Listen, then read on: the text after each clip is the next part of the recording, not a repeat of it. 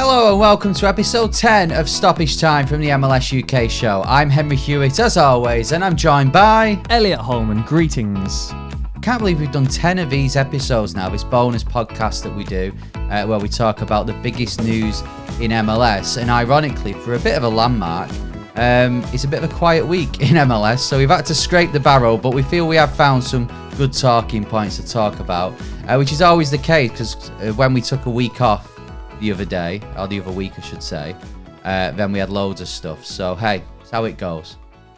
Yeah, but yeah, of course there is some big breaking news for us to talk about, and that's Atlanta United dropping points at home against New England Revolution, struggling New England Revolution. So I thought we could delve into that, do some real sort of deep analysis on that. Was there any other games? Orlando, yeah. Maybe they picked up 3 points, standard really. Yeah, well, we could talk about that. I know the Atlanta thing. We are going to talk about something that perhaps could be relevant to that, maybe, and why Atlanta did drop points.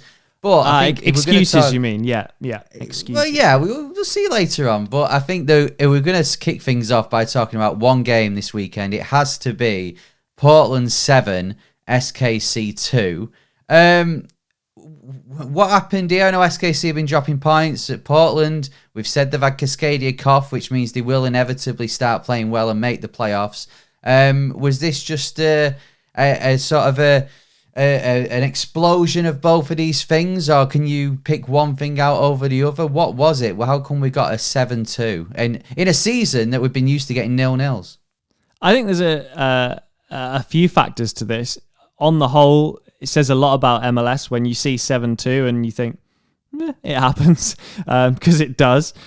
Obviously, neither side's had a great start to the season. They're not where they'd want to be. So is it the start of Portland getting rid of their Cascadia cough? Maybe.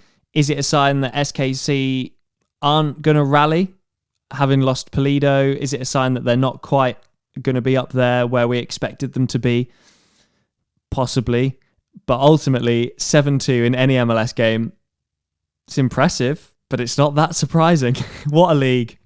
I think when you look at the fact that it was 1-0 at half-time and then 10 minutes into the second half, suddenly it was 4-0, I think that tells you the period of play that was most damaging to SKC. And one of those goals, well, two of them, but one in particular, was from their own corner. Another one was from their own attack. So it was really counter-attacking football. Blanco scored 2. His first goals of the season, but it's good to see Blanco getting back in there.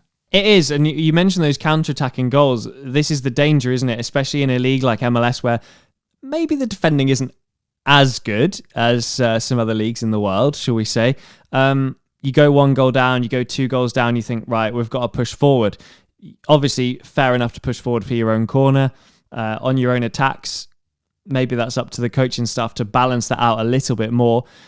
But you do run the risk of conceding on a counter-attack, and ultimately that's what's punished them. And then you're 4 or 5 down, and really there's no coming back from that. No, there's not. And I think SKC really at the moment are really struggling. The irony was on the last episode of the MLS UK show, we said they were struggling to score goals. They actually scored 2 this week, which is more than other weeks. But of course, conceding 7 isn't going to help. I noticed we had 2 goals from Portland's newest star called Nathan. We had a guy called Nathan score for San Jose the other week as well. What is it with Nathans at the moment? It is a great name. It's a great name. We put a clip of The Office when David Brent, Ricky Gervais says it's a great name on our Twitter. And it is a great name. It's a great name for a footballer at the moment in MLS. It is, but I can't really compete in this when one of the greatest players of all time was called Henry. So, yeah, Terry Henry or Thierry Henry. Looking at the league table then, just to round off this little part of the stoppage time, SKC second bottom now with only 9 points. Portland level on points with a whole host of teams on 15 points in the playoff area. SKC now 6 points off the playoffs. Are they going to be, we do joke about the Seattle syndrome. Can you see a better second half of the season for them, or do we expect a season of struggle this year? Well, we talked about it on the main episode last week, where you looking at the teams that are outside the playoffs in the West currently. I don't have the standings in front of me, but we talked about Seattle being out of the playoffs. We talked about Portland. We talked about Minnesota, whether they were going to hang on in there, and obviously SKC way down there struggling. Not all of them can make it. We're used to seeing SKC and Seattle and Portland all being in those playoff spots and near the top of the playoff spots. They can't realistically all make it.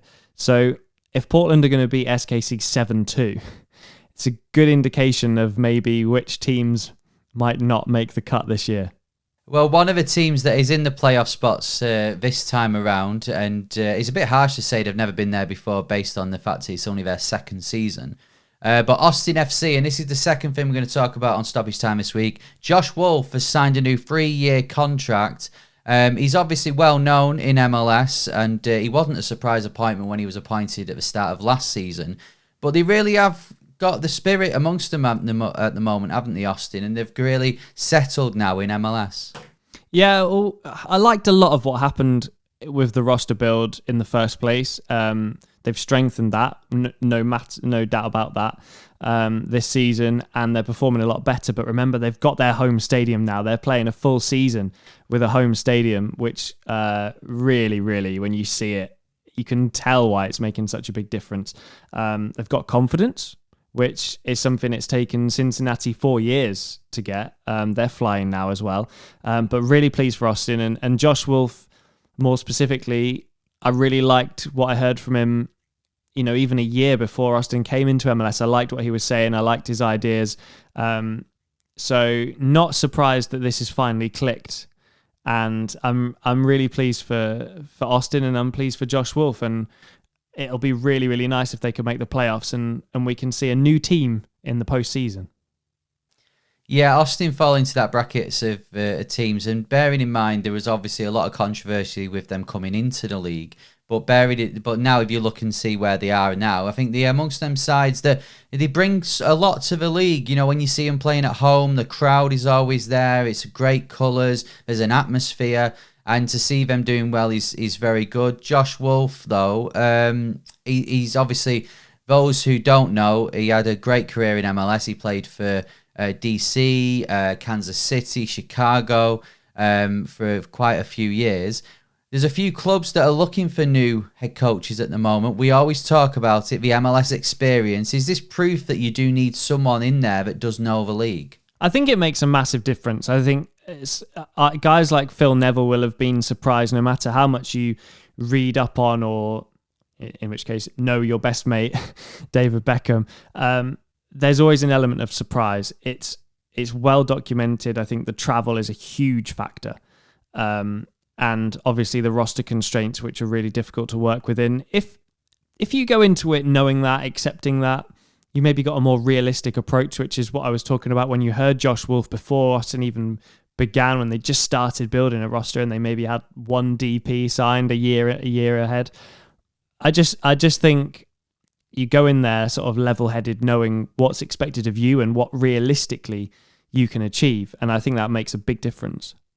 Yeah, of course. And I think when you look at everything with the trades and how it works, the system, the fact that you're having to make those, you're having to travel from, you could play one Saturday and then on, as we've seen this week, Thursday or Wednesday evening, you're then having to travel halfway around the country to play another game. It's all of that is part of the MLS world. And I think we've seen a few managers that aren't used to that who have struggled. But Josh Wolff, last season, did we overestimate what Austin could do? Possibly. But they're really showing this year that now they've had 12 months, they've settled, they're showing their worth, which is great to see. And it's great to see them doing well.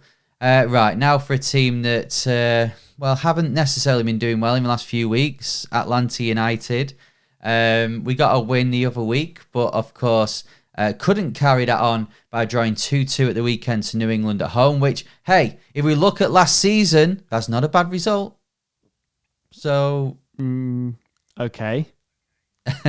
But of course, New England aren't doing that well this season, so maybe it is a bad result. But you look at Atlanta, and the thing we're going to talk about with them is Miles Robinson. Now, this was announced just after we recorded the MLS UK show last week that he's ruptured his Achilles, which, as we all know, is a nasty injury. So he joins the likes of Guzan, Alonso, and Martinez, who are out for the time being. Obviously, Guzan and Alonso are out for pretty much the year, as well as possibly Robinson. How much, as a neutral, let's say, how much is this going to affect Atlanta's season?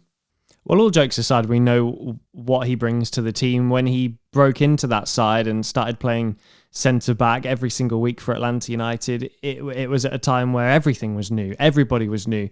And there were maybe bigger names that were, let's say, more important to them at the time, Almiron, Martinez, etc. But he's really become a stalwart at the back there for Atlanta United, and not just for them, but for the US men's national team as well. Clearly a huge asset to both club and country. So even from a neutral point of view, it's sad to see, because this is somebody with a lot of talent, a lot of promise, and let's be honest, less talented players have already moved to Europe. So this is a big blow for him and for the US men's national team as well, ahead of that World Cup. Yeah, well, this is what I was going to ask. Of course, at the end of the calendar year, we have got a World Cup. Miles Robinson is a big part of the US men's national team, as well as Atlanta. If you was a US fan, you must be sweating right now, because these injuries take a long time. And not only that, even if he got back playing in a 4 or 5 months, let's say, he's still short of fitness. So it's still going to take a lot for him to get fit for the World Cup. Yeah, do you take him? Is he going to be match fit? Is that a waste of a roster slot? England had a similar problem with Trent Alexander-Arnold in the build-up to the Euros, and there was a lot of talk about, will he even make it into the squad, because there's so many good right-backs in the England squad. But we've seen what he's achieved even at the weekend alone. He belongs in that England squad, and it's the same for Miles Robinson. He's earned that slot. So it's going to depend when he comes back. It's going to depend if he manages to get any football in before they leave for Qatar. But it's certainly a big blow. But when you've got Zimmerman, are you that worried? Guy is incredible. Exactly, yes. So for the US men's national team, no, it is a big issue, of course it is, but there are replacements there, of course, for Atlanta, when you consider now that with those names, Guzan, Robinson, Alonso and Martinez, that's the spine of a team out. So as an Atlanta fan, I really do worry. From an outsider's point of view, though, Atlanta are a better side without Brad Guzan. He might be a leader, but nothing special for me. Funny you mentioned that with the character, because if you look at those 4 players, they are big characters to lose from the dressing room. And I know they're not there, they are still there. They're in the locker room, but they're in the physio table, so they're not quite there on match days. So yeah, going to be interesting to see how Atlanta do this season after a promising start. It's gone downhill a bit. Right, moving on to something a bit more positive, especially for me. Just anything from that would be more positive. But Harvey Neville, we saw this. He made his debut for Inter Miami in the US Open last week. He came on for DeAndre Yedlin. Of course, Inter Miami, I should say, won their match against South Georgia. And you talked before about Phil Neville being lucky because he's mates with the boss. Is it the same with Harvey Neville? Is he? Do you think he's being pushed in because he knows the boss and the boss's boss? Well, it trickles down, doesn't it? So Phil's got a job because David's his best mate, and Phil's son is now playing because his dad's best mates with the owner. So yeah, but everyone's got to start somewhere. Obviously, David's got a son playing for Miami as well in the second team.